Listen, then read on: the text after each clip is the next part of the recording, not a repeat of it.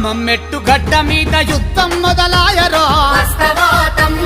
Bharatiya Janata party బరిలో నిలిచిందిరో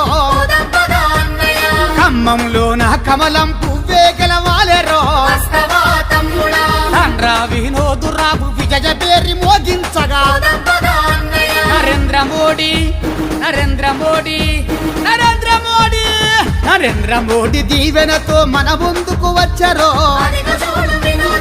ఆంధ్రా వినోదన్న ఖమ్మంలో కమలమో